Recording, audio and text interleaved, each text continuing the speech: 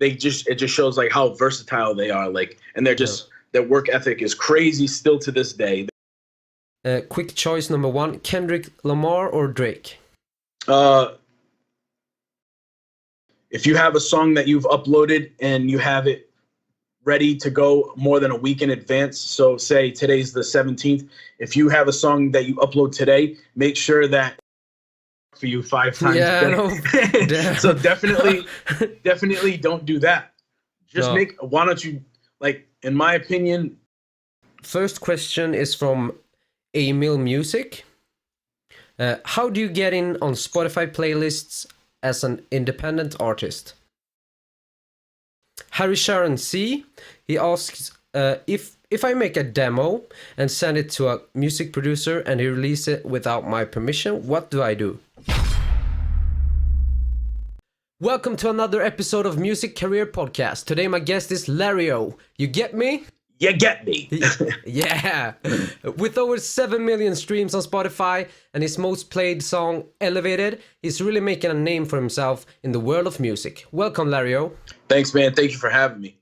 Yeah, I've been really looking forward to this talk. We got a lot of questions from the listeners, and I've got a bunch myself. So we're just gonna jump right into the questions. So I just want to know, who is Larryohh? Like, take me back to where your journey started. My journey with music started in 2008, where I started making beats on FL Studio. I started with FL Studio 4, I believe it was. So this was a long time ago. This is like 11 years ago, where I started like dabbling in beats and like really started to want to learn more about making beats. And then in 2008, in that same year, I joined a band and I started playing drums. I learned drums, started playing drums in this band, and we went and we toured the country a few times. And in the middle of that, I just always made beats. I did mixing, mastering, all that sort of stuff. And I did that all for the band too as well. So I got a lot of practice with my band. What kind of band was it? Was it like a rock band or a hip-hop group? Or it was a hip-hop metal band called Scared Don't Fear. Actually, I'm wearing one of our old shirts right now, if you can see it. I see that. Yeah.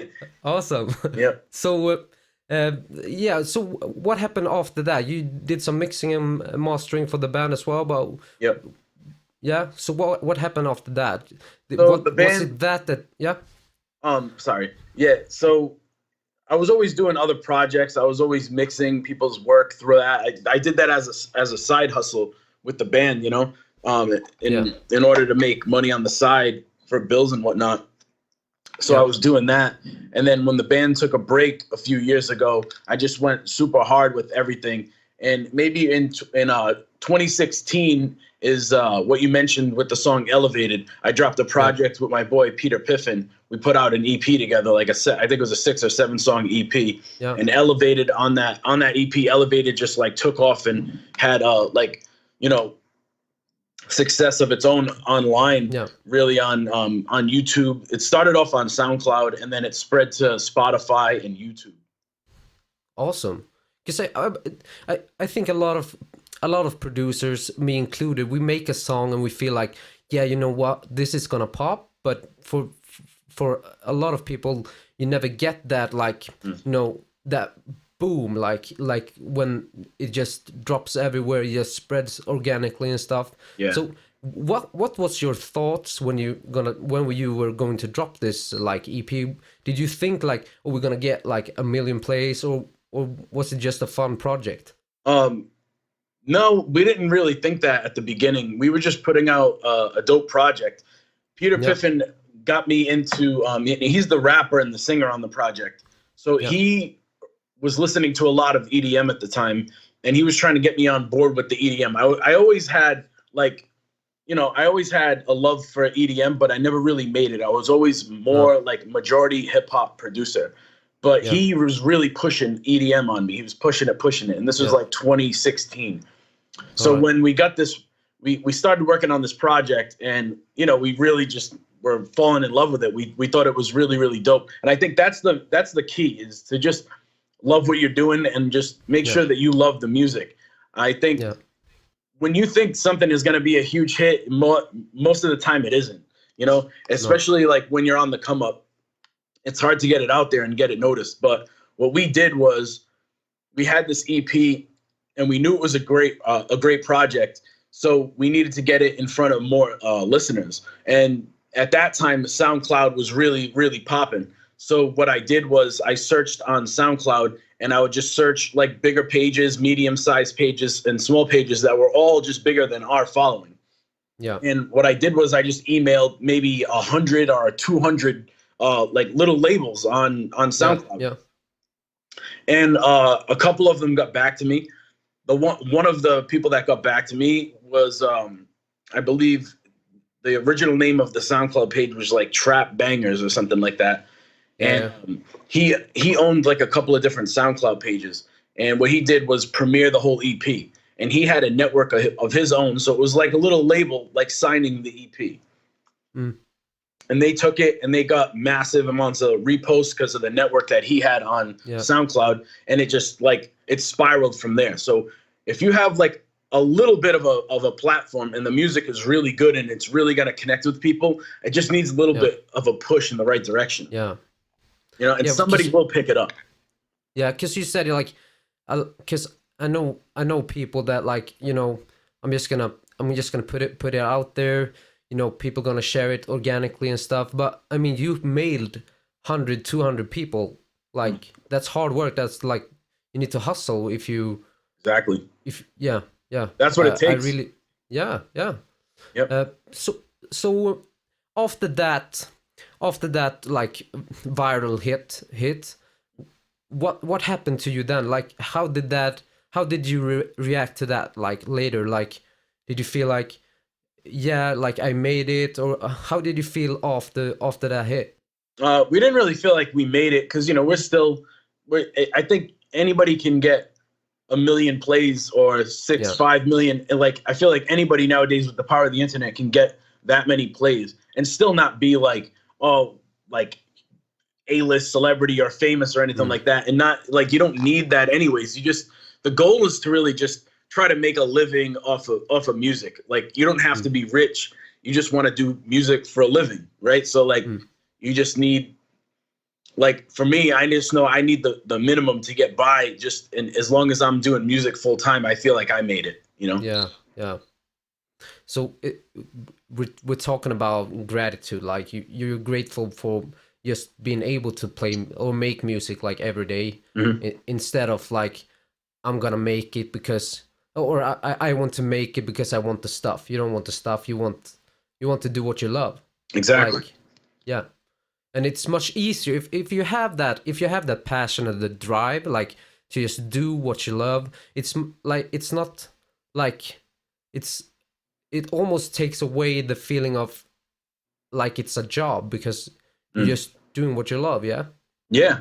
I don't feel like I have a job. I know that I have to get to the studio every day to work on music, but at the end of the day, I know that I'm coming here to make music for a living, and it doesn't feel like work to me. You know, like I look forward to coming into the studio. Like I don't want to like go to sleep some nights because I'm still working on videos for my tutorials, or I'm still working on like listening to mixes or coming up with some ideas for videos and whatnot. Like I just love what I do.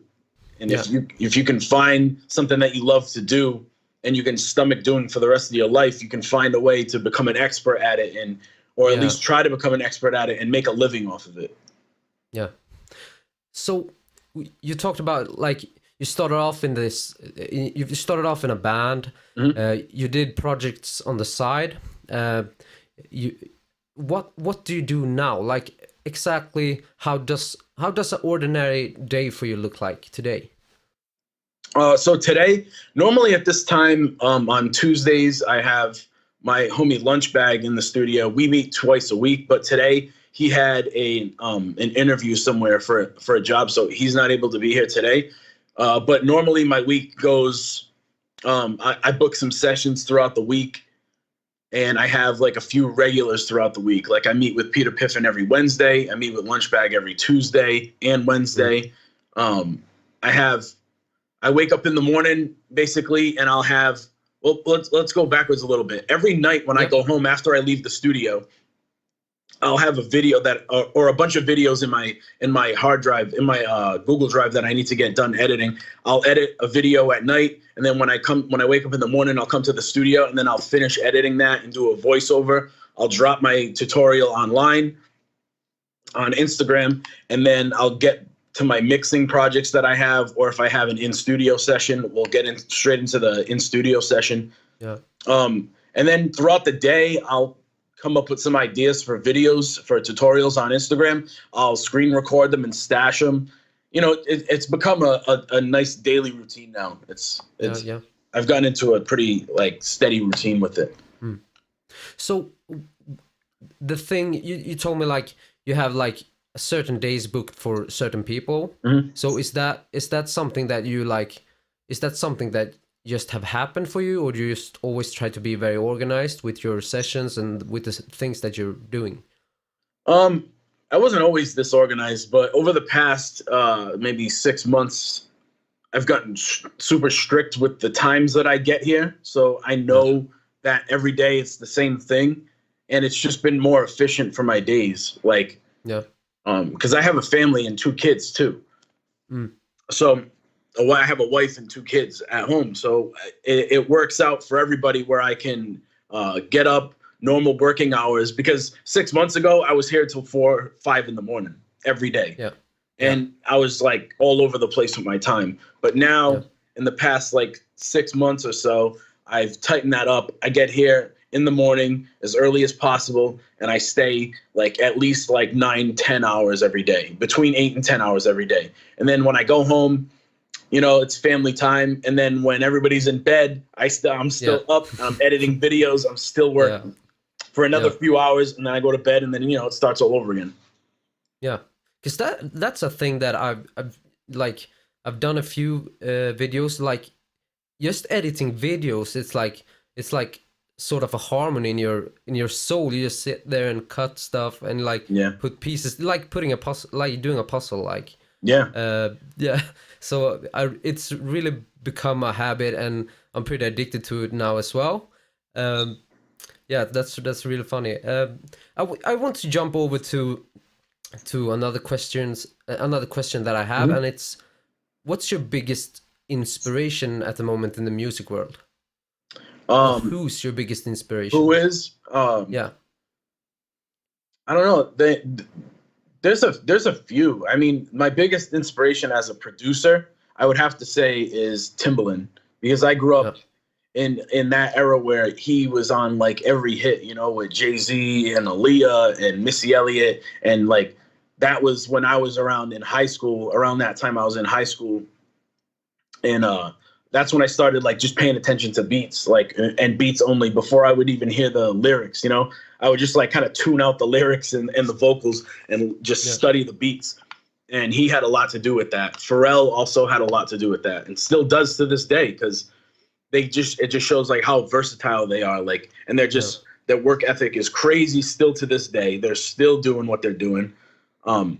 People like him, like Scott Storch, you know, those guys that have been around because they've had longevity. There's a lot of producers that are out right now that I get inspired by, but like those, like the legendary GOATs is what I call them. You know, like they've been around and they know how to be around for the long haul, for longevity. You know, that's kind of like what inspires me and motivates me is the longevity. Yeah, that's really cool.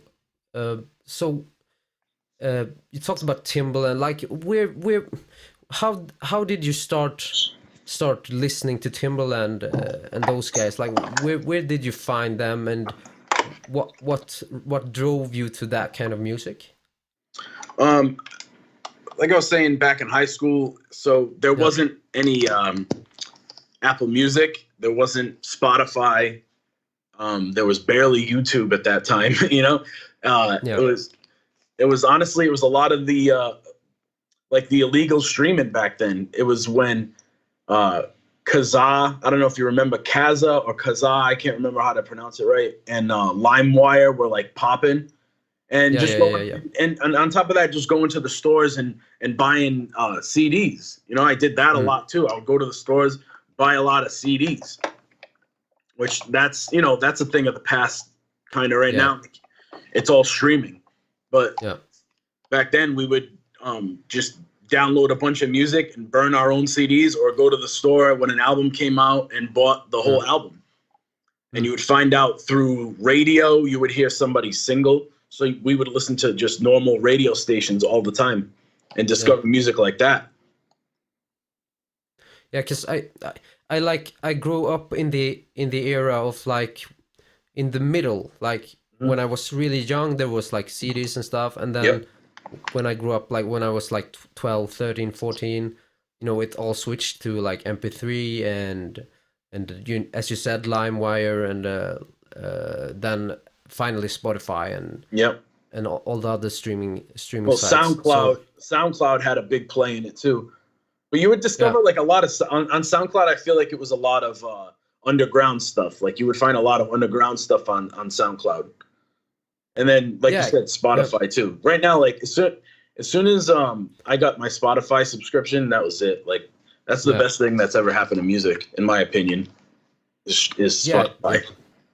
Yeah, but in the beginning, it felt like artists and people felt like the music business is totally destroyed now. Everyone can listen to music like almost for free. But I think that definitely like the best thing that ever happened. Like and if a lot of the record labels at the beginning would have caught on to it, and like instead of just complaining about it and said, "Oh, this is the end of music," and trying to stop all the streaming stuff, if they had like embraced it at the beginning, they would have been what Spotify is now. Now Spotify runs the music industry. It runs it. Well, I guess people always are afraid of changes. Yeah, true. Yeah. And it's a lot of old thinking. It's stubborn. Yeah. So can you tell me a bit about like how do you make your music? Like where do you start? Like do you start with drums? Do you go out to find inspiration? How do you make your music from the start to the end? It varies sometimes. Sometimes I'll like, and now being so busy, I don't have time. I don't have as much time as I used to just like cook up for hours and hours on end because of studio sessions and like custom beat orders, mixing and mastering. So like in some of my like weekly sessions, what happens is somebody will bring me an idea, like a vocal idea or something on like a demo beat that they found somewhere, and be like I like just the tempo on this beat. Let's like recreate the entire idea. And I'll just like start a beat from scratch, matching maybe that tempo or that key, and then just like flipping the whole style. Sometimes I'll have time to just like work on beats and cook a beat up from scratch. And that varies as well. Sometimes I'll start with a melody. Sometimes I'll start with a drum pattern. It's kind of 50-50. And more times than not, either one that I start with ends up like changing. It like rarely, like if I start with a melody, and then I'll start building drums around that melody, rarely does that melody stay the same throughout that whole process. It will probably change up 5 times. It's like, I just like, I don't know, my process is crazy sometimes. I jump around a lot. Yeah. So this, there's like the follow-up question to this is like, how much time do you spend making music? But we've already talked about you put in like 8 or 10 hours like in your studio every day. Yeah. Is that the weekends as well? On the weekends, I mean, I'm always working, especially now that I'm doing like the tutorials every day. I'm constantly like video editing. But as far as in the studio, I'm here like 40 to 50 hours a week in the studio. And then when I leave, I'm editing because I could do everything from my phone. I do all my video editing from my phone. So at least like another 3 to 5 hours every night after I leave here.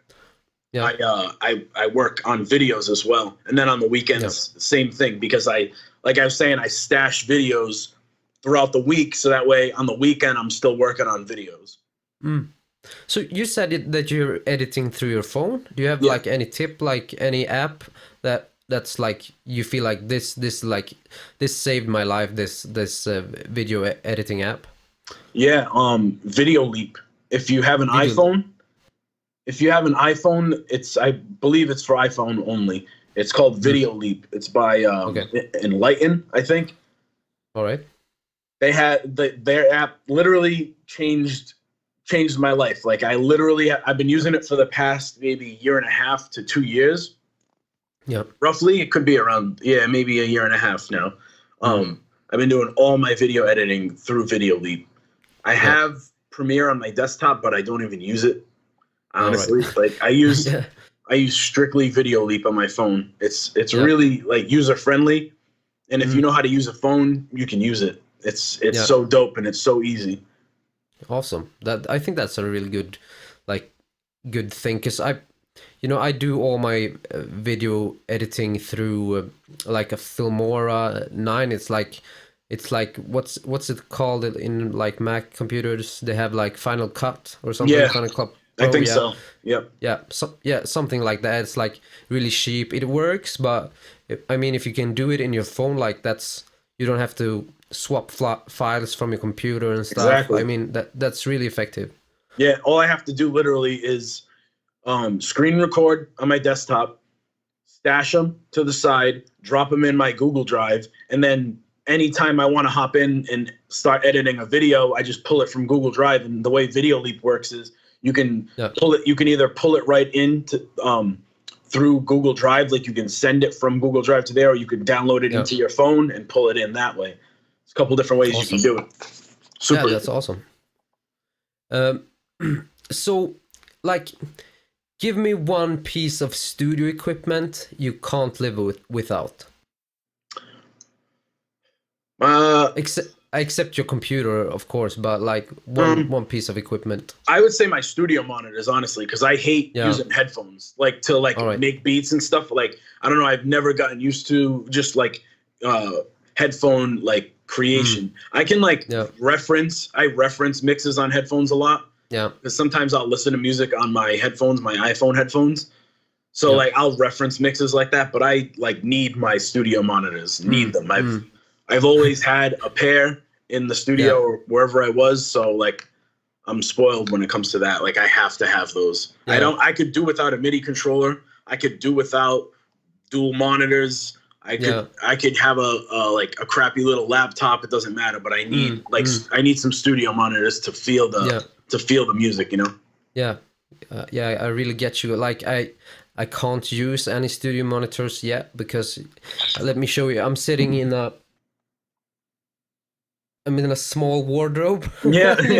you gotta hustle with what you have. Exactly, bro. Gotta deal with what you got. Yeah, but soon I'm gonna get like a small studio with my friend. So then I really like feel like you can feel the music so much more when you're having studio monitors. Like yeah, definitely. So we're gonna jump into a few other questions here. I'm just gonna pop them up here. We have let's go right here. All right. So Larry, what's the goals this year? The goals this year is to put out as much social media content as humanly possible on my end. Yeah. That means using any platform that seems to be doing well, which right now is Instagram. I just started diving into TikTok, and obviously just like creating as much music as possible and working with dope artists. Just, since the beginning of the year, I've just been going hard with social media.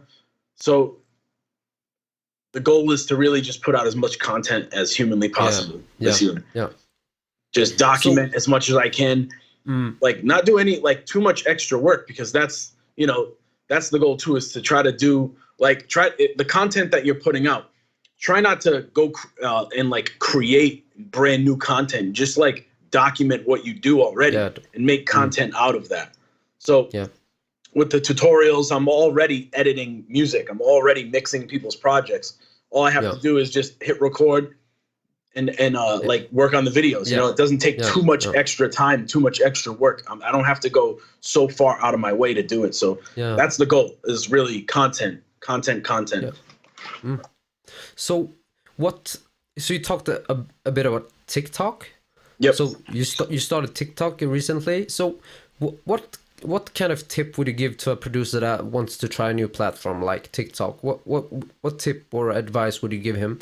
I'm still brand new to TikTok, and I haven't like I don't have like any real following on there yet. But what I've been seeing on TikTok is just like, you know, be yourself and pay attention to how people format their content on certain platforms. So what I noticed is a lot of people are doing like those voiceover things, and those are fun and cool. But there's ways that you can relate to producers, because now TikTok's becoming such a big platform that you can definitely find a bunch of producers on there right now. There are a bunch of producers on there already killing it on there. So there's definitely an audience there, and all you have to do is pay attention to how people are releasing their content that is doing well. So anything that's on those trending pages, like the For You pages and all those, like, pay attention to how they're formatting it, and just, you know, translate that into what you do. Like, just make that your own. So what's your biggest like advice or tips to other producers like trying to build a career? They're like at the beginning, like me. What kind of tip would you give these young guys and girls? Learn as much as possible. If you're getting into music, try to learn music theory. I didn't learn music theory. I didn't feel like, you know, like I didn't even have the knowledge of music theory. I didn't even know what it was to learn it in the beginning. But it can definitely help you. Watch tons of tutorials. You don't have to go to school. You know, internet is the new school. So if you want to learn it bad enough, all the information is online. There's no excuses now. If you have a phone, you can create content. If you have the internet, you can learn everything there is to learn. So go on the internet, watch as much content on the subject that you want to learn as possible. Like, just learn, and then in that process, just start creating. You know, you're gonna suck for 4 to 5 years. You need those 4 to 5 years to suck. You have to. You have to suck out the gate for a good 4 years. And everybody does. And every producer that you see that is doing it big right now has had those 4 to 5 years where they sucked, or 2 to 3 years. Sometimes it's a year or two. But if you go into it knowing that it's going to be 4 years, you're already set up for the long haul. You're already set up for like that longevity talk, you know? Yeah. It's like a perspective game. Like, I mean, it's like, if you think about it, if this is the thing, if music is the thing that you want to do for the rest of your life, making money out of making music, and you know that, it's you're not gonna earn any money in 4 years, maybe like a few bucks, but you're not gonna earn any good money, and you're gonna suck. Yeah, and that's for 4 years or 5 years or even 6 years, but it's not a big price to pay to do the thing that you love most in the whole wide world. And if your passion is there, it doesn't feel like, you know, it's not gonna hurt you. You know that you're getting somewhere, and you can see the potential along the way. And you know, pay attention, because some people will get confused along the way and waste a bunch of time. You know, you just have to be efficient with your time. I know there's probably a year or two where I slacked off, and I could be further where I want to be now if I didn't slack off maybe that year, you know? So just work as hard as you can possibly work on it, like, and just don't stop. And if you love it enough, then you'll get and you're consistent enough, then you'll get there eventually. It'll happen. You just have to, you just can't stop. You can't give up. Yeah, because I know a lot of people are talking about this in this way, and I don't know if they mean it, but they talk like, work as hard as you can. Like, when you say that, it doesn't mean that you're gonna like start today, you're gonna work 19 hours today, and then you gotta work hard to build up your consistency. It doesn't mean like work yourself into the ground where you're completely exhausted. It just means any free time that you get, where, say, if you have to have a job, you have to have a part-time job, don't go home and go play video games for 3 hours and then complain that you haven't made it yet, or you haven't sold a beat yet. You know what I mean? Like, go work your full-time job or your part-time job, come home, and now you still got 6 hours before you go to bed. Work for those 6 hours on your craft, on your passion. Don't go play video games. Don't go watch Netflix. Don't go watching TV. You know, a lot of people that complain that they haven't made it yet, or like they haven't sold a beat yet, or they haven't met the right artist to work on a project with yet. A lot of those people are just not working as hard as they should be. No, of course, yeah. The funny thing is, like, I talked to this young producer a couple of days ago, and he told me, like, I need to sell more beats, and I said, like, have you tried to do, like, have you done a, like, a business model? Like, do you know who your clients is that wants to buy your beats and stuff? And he said, like, I gave him a bunch of advice. Maybe I'm not the person that could give advice in that manner, because I've never sold a beat myself. I'm not a beat maker, but I'm just thinking at it from a business point of view. Like, like, talk to people, and not like, hey man, I got beats for sale, hit me up. It's more like, hey, I like your stuff. Let me make you a beat. And if you don't like, let me make you a personal beat, like something that you want. And if you don't like it, you don't have to pay for it. Just like, there's different ways, you know. Like, another way is just creating content showing people what you do, so they already know what you do, whether it's tutorials or some kind of beat making video where you can show how you constructed a certain beat, and putting that content out there. And if it's good enough, it'll reach the right people, and people will start hitting you up. I think that's better than going and kind of like, you know, like cold calling or like cold emailing people. I've been there, I've tried it, and I've seen like little to no results doing it. When I started seeing the most results is when I started making content and putting it out online, locally and like just internationally, because of the internet. I started seeing a huge increase in beat sales and mixing and mastering inquiries, custom beat sales. All that stuff went like not through the roof, but like I've seen a drastic increase over the last like year and a half once I started making a lot more content online. Because I mean, all the videos or all the content that you make becomes like your CV. Exactly, like a portfolio. It's your portfolio. Like, people can see, like, oh, he can do this, he can do this. And like, it's awesome. I really believe that. And it's there's really, at that point, with hashtags and the way the internet works and the way the algorithms work, people will find you in the right field. You know, it's designed. People complain about the algorithm, but at the end of the day, it's designed in your favor. It's designed to help you, really. It's designed to help them with ads and money for companies. Of course, But it's really designed to help you also, because if your content is good enough, people are going to find you in that field, and they will, you know, they'll buy from you eventually.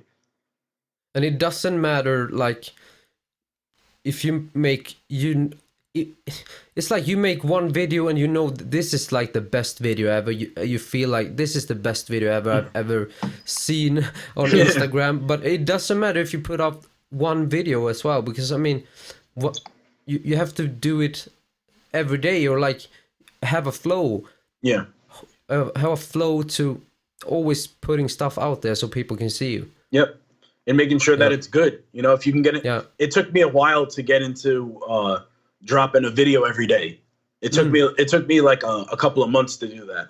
At first, I started out, I was doing maybe like a couple a week. And then I started seeing, you know, an increase in views and interaction, engagement. And then I was just like, all right, now I know that I got to get to a point where I'm dropping one video every day. So that was the next goal.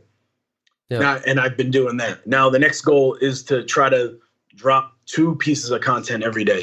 So every once in a while, I'll drop 2 in a day, whether it's a picture and a video, or like 2 videos. But that's not every day. I can't do that yet with time yet. But that's the next step, you know?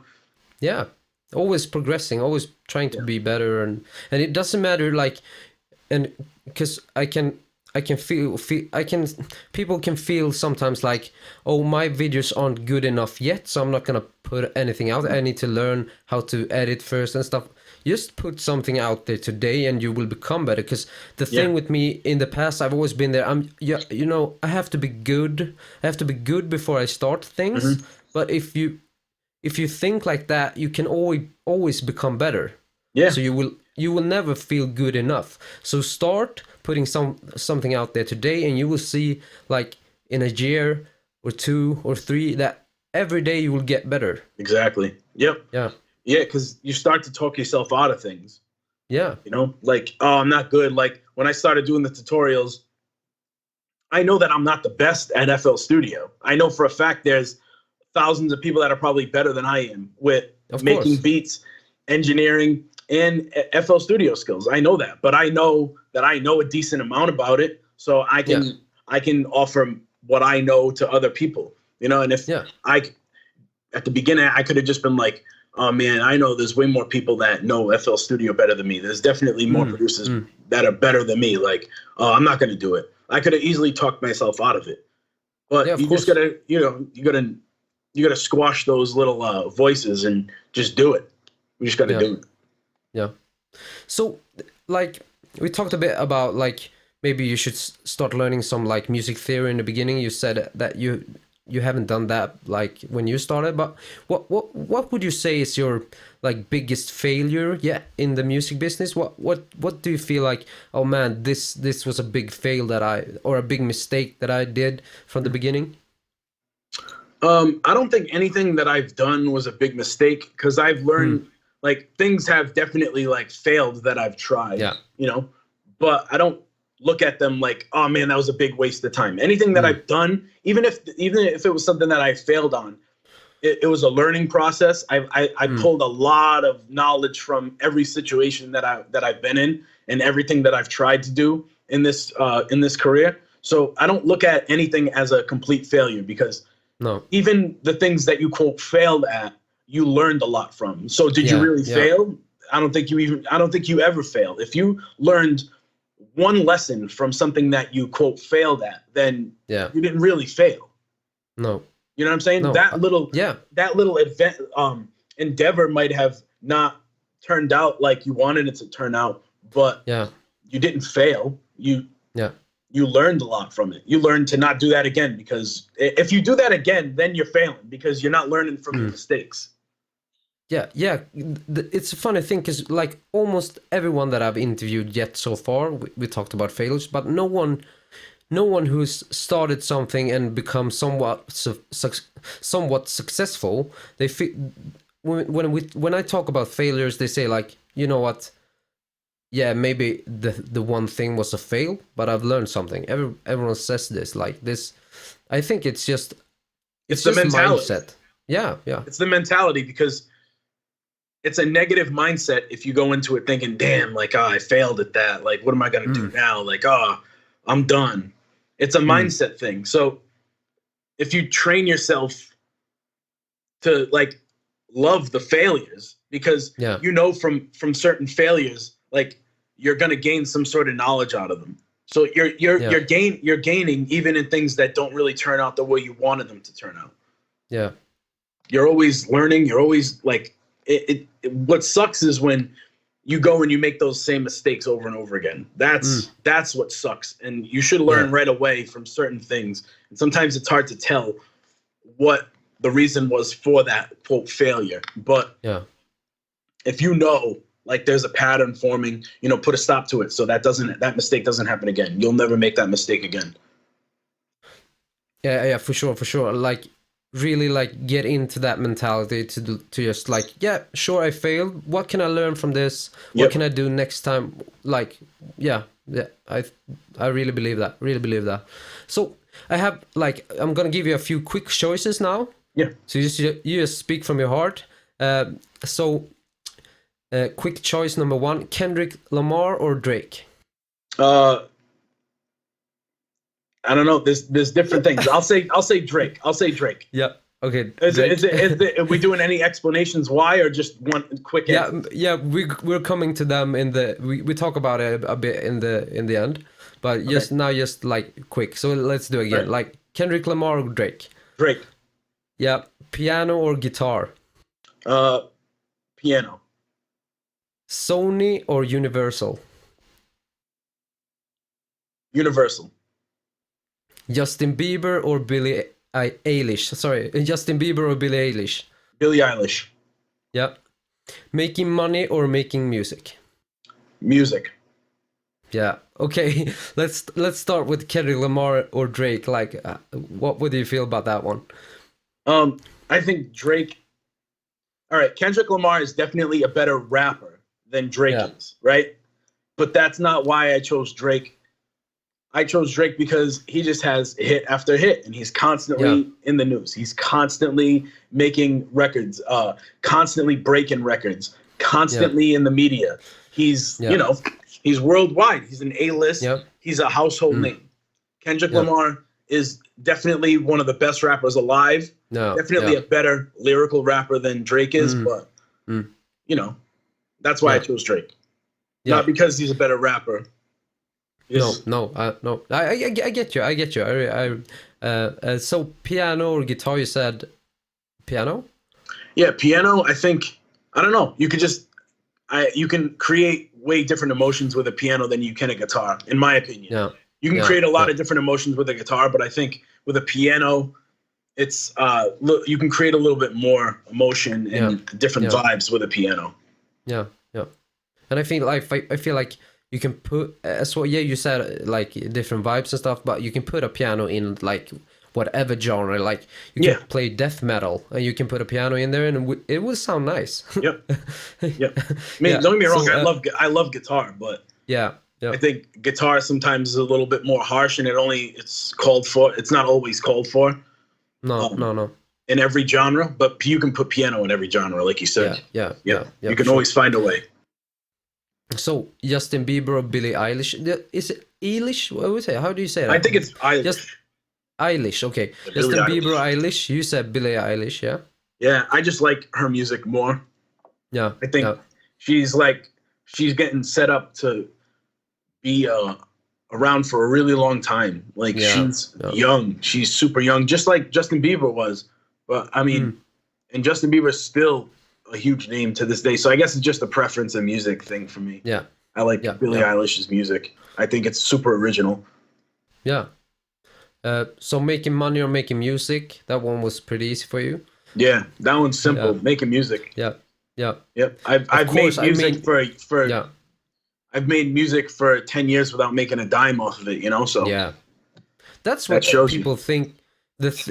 I feel like there's like this it's an era of like beat makers right now. Like there's a lot of people making beats and making music, and it feels like a lot of people are in it because they feel like hey, I can do this and make money. But I mean, of course you can make money from it, but I mean, if you love or are passionate about music, I think you will go much further than like if you're just doing it for a quick buck. I think so too. Yeah, I think so. Yeah, I agree. So we're just gonna jump back in some serious questions now again.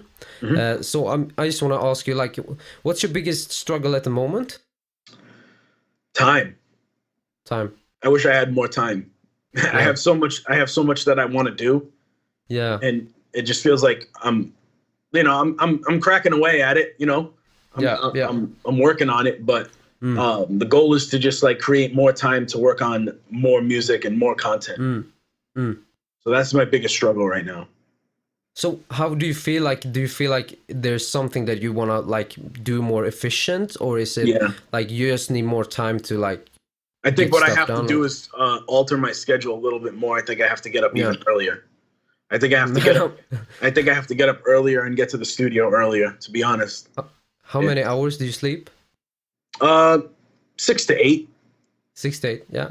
6 to 8 hours. Good. Yeah. Probably on average 7. Around there. Yeah, because my friends call me like they say that I'm sick in the head because my day shift work start at like 06:30 in the morning, so I go up 03:30 So I go out and I take a jog, and then I go and edit some videos, and I make music, and I Yeah. answer some emails and stuff. But I love the mornings. It's like peaceful, quiet, and Yeah. there's nothing in the world that can like get you out of your zone in the early morning. I agree. I just started doing that recently, and No, I can't see myself ever going back to that night schedule. And I was on that night no. schedule my whole life up until 6 months ago, and I Yeah, just changed it up, and it's definitely yeah, it's it's proven that it definitely benefited me in the last 6 months. I tell you that. So that's yeah. proof enough for me that if I wake up even earlier, imagine how much more I could get done.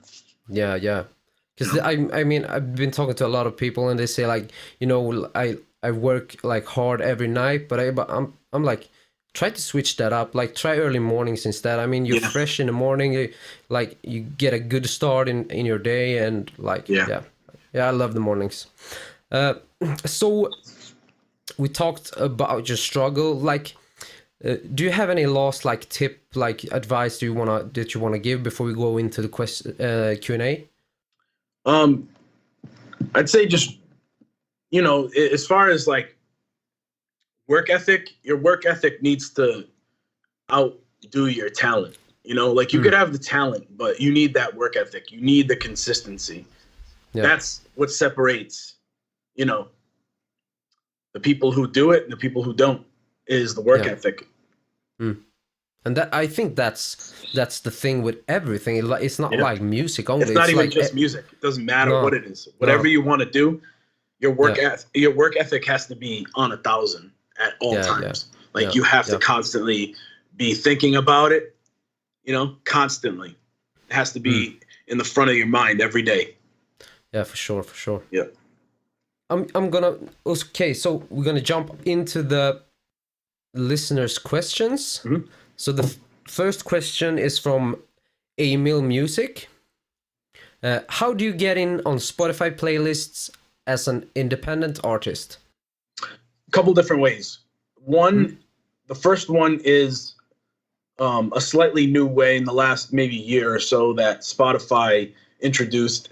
If you have a song that you've uploaded and you have it ready to go more than a week in advance, so say today's the 17th, if you have a song that you upload today, make sure that it's at least a week in advance. Spotify requests that you give them like 2 to 3 weeks.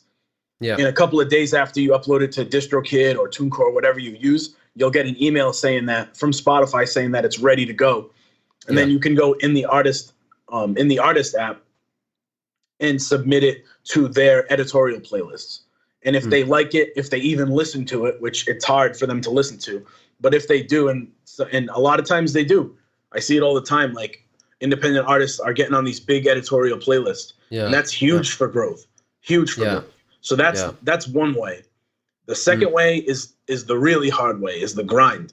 I would say go online, go on Spotify, find playlists that you would like yourself to be in. So do your research, see what playlists that you fit in, see who runs them, find them on Instagram or find them on Facebook or wherever, TikTok, like find them wherever, see if you can find them, do some digging, search their names. Like that's the real work for each one.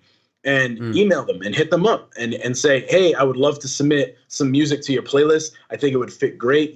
Type out a nice message and send them the music. Or first, don't even send them the music.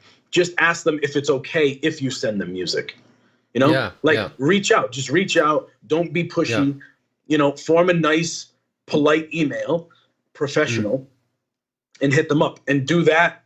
And if you're an artist or a producer trying to get on Spotify playlists, then you should be doing that like at least 50 times a week. Yeah. Yeah. There's a car alarm going off right now in the background. Right. Hope somebody shuts that off. Where's your studio at? It's in Providence, Rhode Island. All right. It's but there's a business next door. There we go. Because I'm really bad at. I've only been in what's it called? Lauderdale, Fort Lauderdale, Florida. Yeah, I've been there. Yeah, Florida and Miami Beach. Like that's the only place that I've been in the Nice. US. And I've never gotten the guts to go back, because when me and my girlfriend were in New Zealand, we went to America. Like we just switched. No, we didn't even switch planes. We went off our plane. They cleaned it, and we were going on the same plane again. With the airplane, and they said like, and we needed a visa in the US for just switching to the plane, the Really? airplane that we already were. Yeah, and something got messed up with her visa, so all the security guards, like, they took her from me, so I had to go alone. Yeah. So I told her like, I'm never going to the US, never in my life. That sounds like a mess. Yeah. Yeah, I'm sorry. That was just like a little side quote, but yeah, as Harry Sharon C, he asks if I make a demo and send it to a music producer and he releases it without my permission, what do I do? Sorry, say that again. If I make a demo and send it to a music producer and he releases it without my permission, what do I do? If it's the same exact, like if it's the same exact beat and they just release it and say it's their beat. Yeah. Damn, I don't know. I would reach out to them, see if they would take it down, tell them that it's yours. And if they start to really accumulate a lot of plays on it, then, you know, like look for a lawyer. Yeah. You know, but if it's like, if it's getting 20 plays online and they say it's their beat and you say it's your beat, you know, and then they won't take it down, just kind of forget about it. But if it starts to really blow up, I would say, like, go after them, get a lawyer. Yeah, of course. Like, I mean, you have, like, it's your rights. Like, it's, if you made it, it's yours. Like, Yeah, definitely. Yeah. So another question from, I hope I pronounced this right, Keshdev. How do I start making money from my music? I'm in Poland. I don't know if that's relevant where you're at, but he's wondering, how do I make music? How do I make money from my music? Streaming. Yeah. Hit up. You know, make sure your music is online and it's on every streaming platform. Definitely. Then reach out to vloggers. Yeah. Reach out to YouTube vloggers, because they always need free music in their videos, and that usually turns into streaming on other platforms. So also find, I don't know if you guys know who Gummy Beats is, but he is like huge on the like the placement, where he gets a lot of his beats placed in TV shows and commercials and movies and stuff. That's a huge lane. So if you follow him, like I bought one of his courses like last year, and it helped me out a lot. So you got to become a part of these like music libraries, but you got to like reach out to them, search them, and then submit your music to them. That's a huge lane to make music, to make money off your music as well. Yeah. So, and if he likes, he could do as well, like if he gets the skill enough, he can start mixing and mastering and stuff like that. Like, that's also a way to like earn money. That's a nice side hustle. Yeah. So, okay, this one is really hard to pronounce. Risga Braitka Beats 09. Do you have any tips for beginners how to grow on Spotify and how to promote your music? So I guess we talked about this, like getting on playlist. Yeah. And vloggers. But, honestly, the vlogger thing is highly like underrated and overlooked. Yeah. A big reason why Elevated blew up the way it did was because it got picked up by a German vlogger by the name of Metis, and he put it in a bunch of his videos, or mainly like one video, and then everybody was hitting him up like, yo, where do I find the song? Where do I get the song? And that had a huge reason. That's a huge reason why Elevated blew up the way it did. Yeah. That was like a huge kickstart between SoundCloud, YouTube, and some vloggers, including like really Metis. It really started like pushing the song out there, and it boosted. I feel like that boosted the algorithm, so that way, like On Spotify, it hit Discover Weekly and Release Radar, and that really like it took it off. Yeah, well, the thing that it all comes down to in the end, it's like networking, talking with people. Yeah. Yeah. Yep. Spreading your thing. Definitely. Or, at least like helping others as well. Like, yep. You know, yeah. Okay, the last question for today is from I Make Rich Art. How do I connect with artists and build relationships? As an artist. Yeah. So definitely don't spam the comments and say, "Yo, I can make a cartoon art for you 5 times." Yeah, a day. No. So definitely don't do that. Just why don't you, like, in my opinion, you got to do a lot of work for free. Go and just find artists that you want to work with and just make them something for free. Be like, yo, here it is on me, bro. I like your music. Your music is dope. Here's a free piece of art. I took your profile picture. I made a cartoon art with it. Have at it. Just credit me. Just credit me. And then just do that 100 times a month. Give out free work, and before you know it, people will start coming to you for work. But I think he means with his music. I think he wants to connect with artists and build relationships. He's a producer. Yeah, I think so. Yeah. Same thing.